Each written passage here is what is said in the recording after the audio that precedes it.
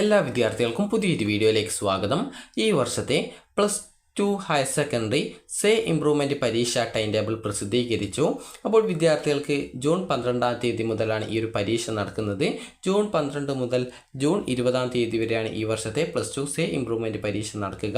അപ്പോൾ ഈ ഒരു സേ ഇംപ്രൂവ്മെൻറ്റ് പരീക്ഷയുടെ ടൈം ടേബിൾ നമുക്ക് ആദ്യം നോക്കാം. അതിനുശേഷം സേ പരീക്ഷ എപ്പോഴാണ്, അതായത് ഈ ഒരു എക്സാം സെൻറ്റർ എങ്ങനെയാണ്, അതുപോലെ തന്നെ +2വിൻ്റെ സർട്ടിഫിക്കറ്റ് എപ്പോഴാണ് കിട്ടുക, സേ സർട്ടിഫിക്കറ്റ് എപ്പോഴാണ് കിട്ടുക, സേയുടെ റിസൾട്ട് എപ്പോഴാണ് അറിയാൻ സാധിക്കുക എന്നിങ്ങനെയുള്ള സംശയങ്ങളെല്ലാം നമുക്ക് നോക്കാം.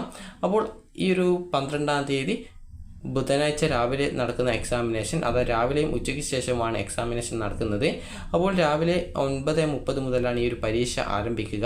നിങ്ങൾ പ്രാക്ടിക്കൽ ഉള്ള സബ്ജക്റ്റ് ആണെങ്കിൽ 11:45 വരെയും, 9:30 മുതൽ 11:45 വരെയും, ഉച്ചയ്ക്ക് ശേഷമാണെങ്കിൽ 2 മണി മുതൽ 4:15 വരെയുമാണ് എക്സാമിനേഷൻ നടക്കുന്നത്.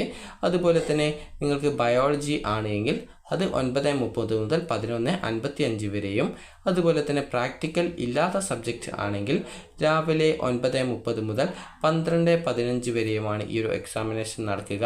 അതുപോലെ തന്നെ പ്രാക്ടിക്കൽ ഉള്ള സബ്ജക്റ്റ് ആണെങ്കിൽ, അതായത് പ്രാക്ടിക്കൽ ഉള്ളതല്ല ഇല്ലാത്ത സബ്ജക്റ്റ് ആണെങ്കിൽ ഉച്ചയ്ക്ക് ശേഷമാണെങ്കിൽ 2 മണി മുതൽ 4:45 വരെയാണ് ഈ ഒരു പരീക്ഷ നടക്കുന്നത്. അപ്പോൾ രാവിലത്തെ പരീക്ഷ 9:30 മുതലും ഉച്ചയ്ക്ക് ശേഷമുള്ളത് 2 മണി മുതലുമാണ് പരീക്ഷ ആരംഭിക്കുക. അപ്പോൾ 12-ാം തീയതി ബുധനാഴ്ച രാവിലെ നടക്കുന്ന എക്സാമിനേഷൻ പാർട്ട് 2 ലാംഗ്വേജസ്, അതായത് സെക്കൻഡ് ലാംഗ്വേജസ്, അതുപോലെ തന്നെ കമ്പ്യൂട്ടർ സയൻസ് ആൻഡ് ഇൻഫർമേഷൻ ടെക്നോളജിയും, അതുപോലെ തന്നെ 12-ാം തീയതി തന്നെ ഉച്ചയ്ക്ക് ശേഷം നടക്കുന്ന എക്സാമിനേഷൻ കെമിസ്ട്രി, ഹിസ്റ്ററി, അതുപോലെ Islamic history and culture, business studies, അതുപോലെ കമ്മ്യൂണിക്കേറ്റീവ് ഇംഗ്ലീഷ് എന്നിവയാണ്.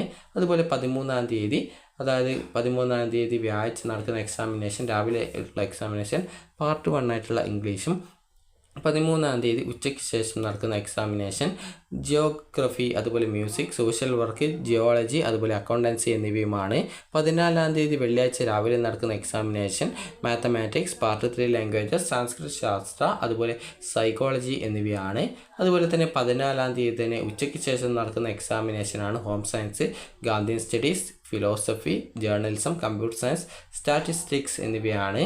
അതുപോലെ തന്നെ 19-ാം തീയതി രാവിലെ, അതായത് 19-ാം തീയതി ബുധനാഴ്ചയാണ് രാവിലെ നടക്കുന്ന എക്സാമിനേഷൻ. അത് 14-ന് ശേഷം പിന്നീട് 19-ാം തീയതിയാണ് എക്സാം ഉള്ളത്. അപ്പോൾ അത് ബുധനാഴ്ചയാണ് ആ ഒരു ഡേറ്റ് വരുന്നത്.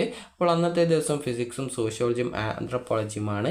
19-ാം തീയതി തന്നെ ഉച്ചയ്ക്ക് ശേഷമുള്ള എക്സാമിനേഷൻ, അതായത് 19-ാം തീയതി ബുധനാഴ്ച ഉച്ചയ്ക്ക് ശേഷം നടക്കുന്ന എക്സാമിനേഷൻ എക്കണോമിക്സും ഇലക്ട്രോണിക് സിസ്റ്റവും, അതുപോലെ 20-ാം തീയതി, അതായത് വ്യാഴാഴ്ച നടക്കുന്ന എക്സാമിനേഷൻ രാവിലെ നടക്കുന്ന എക്സാമാണ് ബയോളജി, ഇലക്ട്രോണിക്സ്, പൊളിറ്റിക്കൽ സയൻസ്, അതുപോലെ സംസ്കൃത സാഹിത്യ, അതുപോലെ computer application and English literature എന്നിവയാണ്.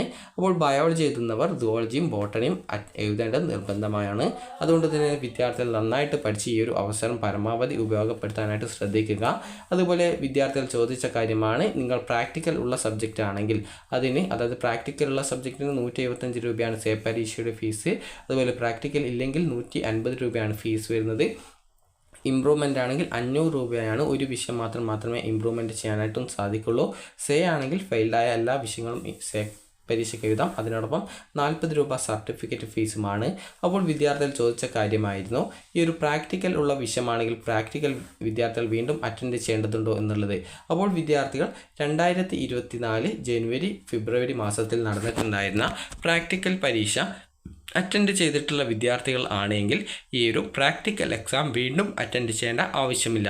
അതേസമയം നിങ്ങൾ പ്രാക്ടിക്കൽ പരീക്ഷയിൽ ഏതെങ്കിലും നിങ്ങൾ അറ്റൻഡ് ചെയ്യാത്ത വിദ്യാർത്ഥികൾ ആണെങ്കിൽ 29, 30 തീയതികളിൽ, അതായത് മെയ് 29, 30 തീയതികളിലായിട്ട് നിങ്ങളുടെ ജില്ലയിലെ ഏതെങ്കിലും ഒരു സ്കൂളിൽ എക്സാം സെൻ്ററായി വെച്ചുകൊണ്ട്, അതായത് ഓരോ ജില്ലയിലും ഓരോ എക്സാം സെൻ്ററാണ് ഉണ്ടാവുക. അപ്പോൾ ആ ഒരു എക്സാം സെൻ്ററിൽ പോയിക്കൊണ്ട് നിങ്ങൾക്ക് ഈ ഒരു ലാബ്, അതായത് പ്രാക്ടിക്കൽ പരീക്ഷയിൽ പങ്കെടുക്കാൻ സാധിക്കുന്നതാണ്.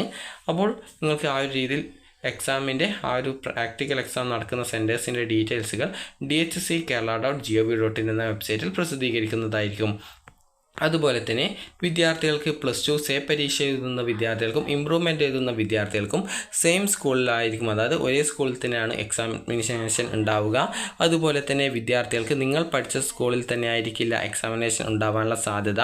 കാരണം ഓരോ ജില്ലയിലെയും സ്കൂളുകളെ ക്ലബ്ബുകളാക്കി, അതായത് നിങ്ങൾക്ക് സാധാരണ ഈ ഒരു +2 പരീക്ഷ എഴുതുന്ന അത്രയും അളവിൽ വിദ്യാർത്ഥികൾ ഉണ്ടായിരിക്കില്ല. അപ്പോൾ അതുകൊണ്ട് തന്നെ വിദ്യാർത്ഥികൾക്ക്, അതായത് വിദ്യാർത്ഥികളുടെ എണ്ണം അനുസരിച്ചുകൊണ്ട് 2 അല്ലെങ്കിൽ 3 അല്ലെങ്കിൽ 4 സ്കൂളുകൾ വീതം ക്ലബ്ബുകളാക്കുകയും അതിൽ ഏതെങ്കിലും ഒരു സ്കൂളിലാണ് വിദ്യാർത്ഥികളുടെ എക്സാം സെൻറ്റർ ഉണ്ടാവുക.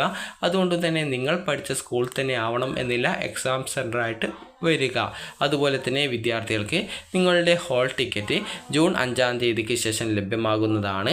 അപ്പോൾ വിദ്യാർത്ഥികൾ അതത് സ്കൂളിൽ പോയിട്ട് ആ ഒരു ഹോൾ ടിക്കറ്റ് ആ ഒരു സമയം കൈപ്പറ്റിയിട്ട് ഈ ഒരു എക്സാമിനേഷൻ എഴുതേണ്ടതാണ്. നിങ്ങൾക്ക് ആ ഒരു എക്സാമിൻ്റെ ഹോൾ ടിക്കറ്റിൽ ചിലപ്പോൾ ഫോട്ടോ ഒട്ടിക്കേണ്ടി വരും. അതുകൊണ്ട് തന്നെ ഒരു ഫോട്ടോ കൂടി കയ്യിൽ കരുതാനായിട്ട് ശ്രദ്ധിക്കുക, കാരണം അറ്റസ്റ്റ് ചെയ്യേണ്ടതായിട്ട് വരുന്നതാണ്. അതിനുശേഷം നിങ്ങൾക്ക് എക്സാം സെൻറ്റർ എവിടെയാണോ ആ ഒരു എക്സാം സെൻറ്ററിലായിരിക്കും എക്സാമിനേഷൻ നടക്കുക.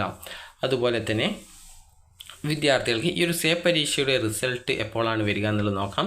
ജൂലൈ 2nd വീക്കോടെ വിദ്യാർത്ഥികളെ ഈ ഒരു റിസൾട്ട് വരുന്നതായിരിക്കും. അതായത് ഈ ഒരു ജൂലൈ 2nd വീക്കോടെ തന്നെ വിദ്യാർത്ഥികളുടെ ഈ ഒരു സേ പരീക്ഷ റിസൾട്ട് വരുന്നതാണ്. അതുപോലെ +2 സർട്ടിഫിക്കറ്റിൻ്റെ കാര്യം, നിങ്ങൾ ഓൾറെഡി +2 ജയിച്ച വിദ്യാർത്ഥികളാണെങ്കിൽ അല്ലെങ്കിൽ തോറ്റ വിദ്യാർത്ഥികൾ ആയിരുന്നാലും നിങ്ങളുടെ സർട്ടിഫിക്കറ്റ് ജൂൺ മാസം, അതായത് ജൂൺ 2nd വീക്കോടെ തന്നെ സ്കൂളുകളിൽ എത്തുന്നതായിരിക്കും. അപ്പോൾ വിദ്യാർത്ഥികൾ +2 ജയിച്ചതാണെങ്കിൽ നിങ്ങൾക്ക് +2 സർട്ടിഫിക്കറ്റിനോടൊപ്പം മൈഗ്രേഷൻ സർട്ടിഫിക്കറ്റും ലഭ്യമാവുന്നതാണ്. ജയിക്കാത്ത വിദ്യാർത്ഥികളാണെങ്കിൽ +2 സർട്ടിഫിക്കറ്റ് ലഭിക്കും, മൈഗ്രേഷൻ സർട്ടിഫിക്കറ്റ് ലഭിക്കുന്നതല്ല. മൈഗ്രേഷൻ സർട്ടിഫിക്കറ്റ് എന്ന് പറഞ്ഞാൽ കേരളത്തിന് പുറത്ത് നിങ്ങൾക്ക് എന്തെങ്കിലും കോഴ്സ് പഠിക്കണമെങ്കിൽ മൈഗ്രേഷൻ സർട്ടിഫിക്കറ്റ് ആവശ്യമാണ്. കേരളത്തിനകത്ത് ആ ഒരു സർട്ടിഫിക്കറ്റിൻ്റെ ആവശ്യം വരുന്നില്ല. അതുപോലെ തന്നെ നിങ്ങൾക്ക് സേ പരീക്ഷയുടെ സർട്ടിഫിക്കറ്റ് ജൂലൈ അവസാനത്തോടെ ലഭ്യമാകുന്നതായിരിക്കും. അപ്പോൾ ആ ഒരു സമയത്ത് നിങ്ങൾക്ക് ആ ഒരു സർട്ടിഫിക്കറ്റ് വാങ്ങിക്കാനായിട്ട് സാധിക്കുന്നതാണ്. സ്കൂളിൽ നിന്ന് നിങ്ങൾ ജയിക്കുകയാണെങ്കിൽ നിങ്ങൾക്ക് ഈ +2 പരീക്ഷയിൽ ജയിക്കാത്ത ഒരു വിദ്യാർത്ഥിയാണെങ്കിൽ ആ ഒരു സമയത്ത് ജയിച്ചാൽ നിങ്ങൾക്ക് മൈഗ്രേഷൻ സർട്ടിഫിക്കറ്റും അതുപോലെ +2ൻ്റെ കമ്പൈൻഡ് സർട്ടിഫിക്കറ്റും, അതായത് ഇതുവരെ എഴുതിയ പരീക്ഷയുടെ മാർക്കുകൾ ഉൾപ്പെടുത്തിക്കൊണ്ടുള്ള ആ ഒരു സർട്ടിഫിക്കറ്റും നിങ്ങൾക്ക് നൽകുന്നതായിരിക്കും. അതുപോലെ തന്നെ വിദ്യാർത്ഥികൾക്ക് നിങ്ങളുടെ സർട്ടിഫിക്കറ്റിൽ കമ്പൈൻഡായിട്ട്, അതായത് മുഴുവൻ വിഷയങ്ങളുടെ മാർക്കും മുൻവർഷം എഴുതിയതിൻ്റെ മാർക്കൊന്നും രേഖപ്പെടുത്തിയിട്ടില്ല എങ്കിൽ നിങ്ങൾക്ക് സ്കൂളിൽ അപേക്ഷ നൽകി കഴിഞ്ഞാൽ നിങ്ങളുടെ സർട്ടിഫിക്കറ്റുകളൊക്കെ കമ്പൈൻഡ് ആക്കിയിട്ട് ഒരു സർട്ടിഫിക്കറ്റായിട്ട് തരാനുള്ള അപേക്ഷ നിങ്ങൾക്ക് നൽകിക്കഴിഞ്ഞാൽ ആ ഒരു സർട്ടിഫിക്കറ്റുകൾ നിങ്ങൾക്ക് സ്കൂൾ വഴി ലഭ്യമാകുന്നതായിരിക്കും. അതുകൊണ്ട് തന്നെ വിദ്യാർത്ഥികൾ സ്കൂളുമായിട്ട് ആ ഒരു കാര്യത്തിൽ സ്കൂൾ പ്രിൻസിപ്പാളുമായിട്ട് കോൺടാക്റ്റ് ചെയ്ത് കഴിഞ്ഞാൽ ആ ഒരു ഡീറ്റെയിൽസ്, അതായത് നിങ്ങളുടെ പല സർട്ടിഫിക്കറ്റുകളെ എല്ലാം കൂടി ഒരു സർട്ടിഫിക്കറ്റ് ആക്കാനുള്ള ആ ഒരു അപേക്ഷയെ സംബന്ധിച്ചുള്ള ഡീറ്റെയിൽസുകൾ നിങ്ങൾക്ക് പറഞ്ഞു തരുന്നതായിരിക്കും. അപ്പോൾ വിദ്യാർത്ഥികൾ നന്നായിട്ട് ഈ ഒരു +2 പരീക്ഷ എഴുതി ജയിക്കാനായിട്ട് ശ്രദ്ധിക്കുക. വെറുതെ നിങ്ങളുടെ അവസരം കളയാതിരിക്കുക. അപ്പോൾ നിങ്ങൾക്ക് ഈ ഒരു വീഡിയോ ഉപകാരപ്രദമായിട്ടുണ്ടെങ്കിൽ ലൈക്ക് ചെയ്യുക, ഷെയർ ചെയ്യുക. Thank you.